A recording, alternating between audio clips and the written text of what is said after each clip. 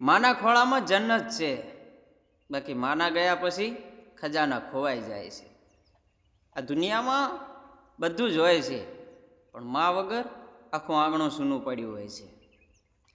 ગમે અહીંયા ધંધો કરવા જાઓ, પણ સાંજ પડે અને ઘરે આવો, આખો પરિવાર ઘરે હોય પણ મા ન દેખાય ને એટલે મોઢામાંથી પહેલો શબ્દ નીકળે, મા ક્યાં છે? મા છે ને એ 2-3 દિવસે નાશે, પણ તમને હરરોજ નવાડશે.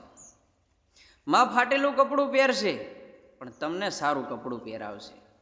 મા મેલા કપડાં પહેરશે, પણ તમને સારા કપડાં પહેરાવશે.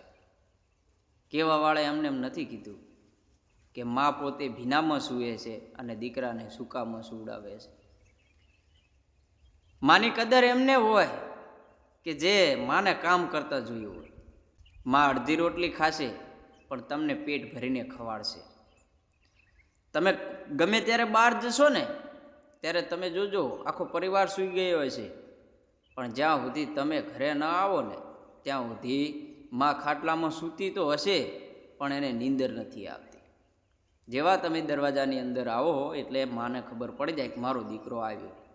એટલે એ કે બેટા આવી ગયો.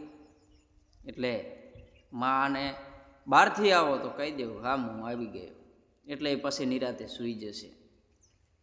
સાહેબ, દુનિયાનું એક એવું વ્યક્તિ મા છે કે જે આપણે ચિંતા કરે છે.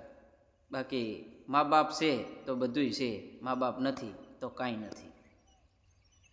તમારું શું કહેવું મા બાપ વિશે, મા વિશે? ચોક્કસ કોમેન્ટ બોક્સમાં કહી દેજો. વિડીયો સારો લાગ્યો હોય તો લાઇક અને શેર કરી નાખજો, ને વધુ આવા વિડીયો જોવા માગતા હોય તો અત્યારે જ MB રાવલને ફોલો કરી નાખો.